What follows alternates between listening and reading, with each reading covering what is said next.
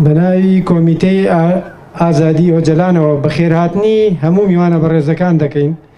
پیرۆزبایی ئەم ڕۆژە لە هەموو گەلانی ئاشتی خواز گەلانی ئازادی خواز دەکەین. بەڕێز ئۆجالانیش چەندین جار بانگەوازی ئاشتی کردووە بۆ چارەسەرکردنی کێشەی گەلی کورد و هەموو گەلانی ناوخۆی تورکیا و جیهان.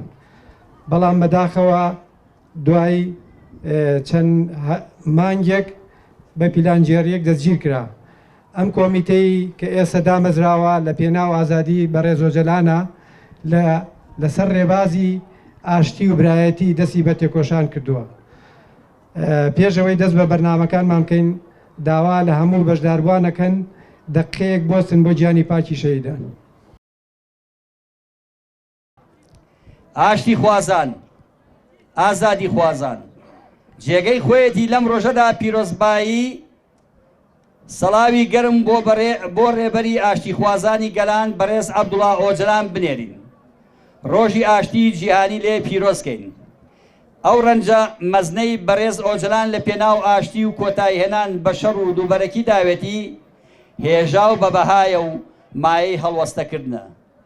بەڕێز ئۆجالان پێش دەستگیرکردن و دوای دەستگیرکردنیشی هەمیشە لە مەراقی بەرقەرارکردنی ئاشتی و تەبایی و پێکەوە ژیانی گەلاندا بووە. لەم پێناوەشدا پرۆژە و نەخشەڕەی چارەسەری کۆنفدراسیۆنی دیموکراسیانەی گەلانی پێشکەش کردووە. هەمیشە دەست پێشخەر بووە لە هەر نیەتێک لە پێناو سەرخستنی پرۆسەی ئاشتیدا. گەرچی عەقڵێتی داگیرکەری و فاشیزم بە بەرجەکرداری بڵندکردنەوەی ئاستی شەڕ و کۆمەڵکژی و سەرکوتکاری وەڵامی دەست پێشخەرەکانی بەڕێز ئۆجالانی داواتەوە.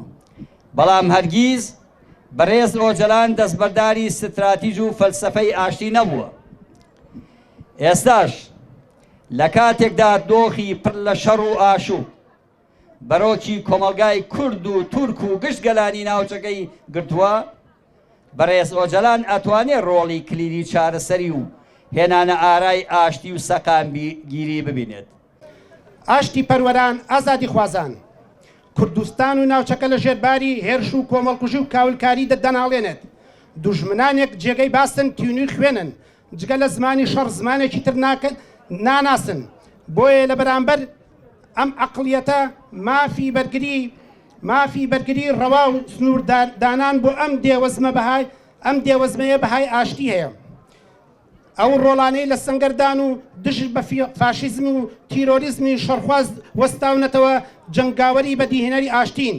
بۆیە لێرەوە درود و خۆشەویستی بە تایبەت بۆ گرێلا و شەڕەوانانی ئازادی دەنێرین و بەرخودان و ڕۆژی ئاشتی جیهانیان لێ پیرۆز دەکەین. خەڵکی ستەمدیدەی کوردستان دەبێت ئەو ڕاستیە بزانین کە بەڕێز عەبدوڵڵا ئۆجالان وەک ڕێبەری بیرمەندی گەورەی کورد ڕەنجێکی بێ ئەندازەی لە پێناوی ئاشتیدا داوە. هەمیشە استراتیژ و پەروەردە و فکر و فەلسەفە و تەنانەت شەڕیشی لە پێناو هێنانە ئارای زەمینەی ئاشتی و پێکەوە ژیان بووە. ئەم ڕێبەرە ئاشتی خوازە لە شوێن ئەوەی ڕێگەی پێ بدرێت ڕۆڵی خۆی بۆ سەقامگیری ئاشتی بگیڕێ، ئەوە بۆ ماوەی 21 ساڵە لە زینداندا گۆشەگیر کراوە. هەموو ڕێ و ڕێبازێکی بێمافی و نایاسایی و نەمورەوانەی لە بەرامبەردا پەیڕەو دەکرێت. گەلی کورد و مرۆڤایەتی ئاشتی خواز زۆر باش درک بەوە دەکەن کە ئەم ڕێبەرە بەهای ئاشتی جیهانی هەیە. بۆیە هەمیشە خەمخۆر و لەسەر پێن و داوای ئازادی ئۆجالان دەکەن. بۆیە لەم ڕۆژە پیرۆزەدا لەگەڵ پیرۆزبایی ڕۆژی ئاشتی جیهانی داوای دەست بەجێ ئازادکردنی ئەم ڕێبەرە ئاشتی خوازە دەکەین. ئێمەوە گروپی ویژدان خۆمان ئەرکدارە بینین لە پێناو ئاشتیدا. خەبات گێڕی ڕێگای ئاشتی دەبین و لە پێناو بەرقەرارکردنی ئاشتیدا خۆ بەخشانە ئامادەی هەر چالاکێک و فیداکاریەکین. جارێکی تر پیرۆزبایی ڕۆژی ئاشتی جیهانی و سڵاو و حورمەتم بۆ هەموو ئەوانەی لە پێناو ئاشتیدا تێدەکۆشن. گروپی ویژدان 1/9/2020. دیدێکی ترمان هەیە، دیدی بەڕێز ئۆجالانە کە دیدێکە زۆر بەقوڵی کار لەسەر ڕەهەندە مێژوویی و ئینسانی و ژینگەیەکانی ئەو سروشتاکە کە مرۆڤی تیاژی، کە باسی کە کار لەسەر نزیکردنەوەی خاڵی هاوبەشی نێوان گەلانەکە، کە باس لە کەلتوری هاوبەشی نێوان گەلانەکە، کە باس لە ئاشتێکی ڕاستەقینە و دیموکراسی و پێکەوە ژیانێکی ڕاستەقینەکە. سەرنج بدەن ئەو دوژمنایەتەی کە ئێستا لەم ناوچەیە هەیە کە گەلی کورد یەکێکە لە ئەو گەلانەی کە زۆرترین قوربانیدا و زەرمەندە و خاکەکەی داگیر کرا و دوژمنایەتی ئەکرێت بەشی هەرە گەورەی لە سایەی ئاشتی نەتەوە یەکگرتوەکانە بەرقەرار بووە.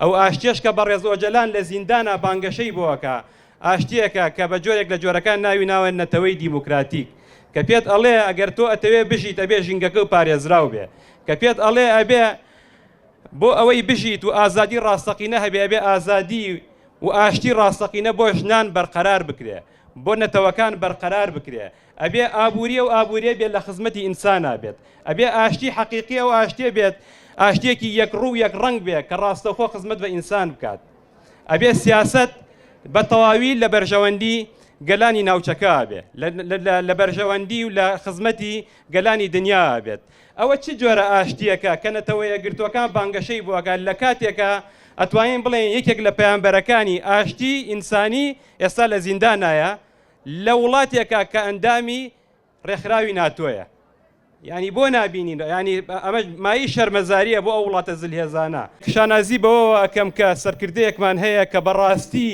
لە نووسینەکانیە لە پرۆژەکانیە کار بۆ ئاشتێکی حەقیقیەکە ئەگەر نەتەوە یەکگرتوەکان ئەیەوێت بالفعل ئاشتێکی حەقیقی لەسەر لە گۆی زەویە لەسەر زەوی بێتە ئاراوە بێ بڕوە سوود لە تێز و تیۆر و دیدگاکانی بەڕێز ئۆجەلان وەربگرێ بۆیە من لەم ڕۆژە سڵاو و ڕێزم بۆ سەرکردەی گەلان سەرکردەی ئاشتی خواست بەڕێز ئۆجەلانە نێرم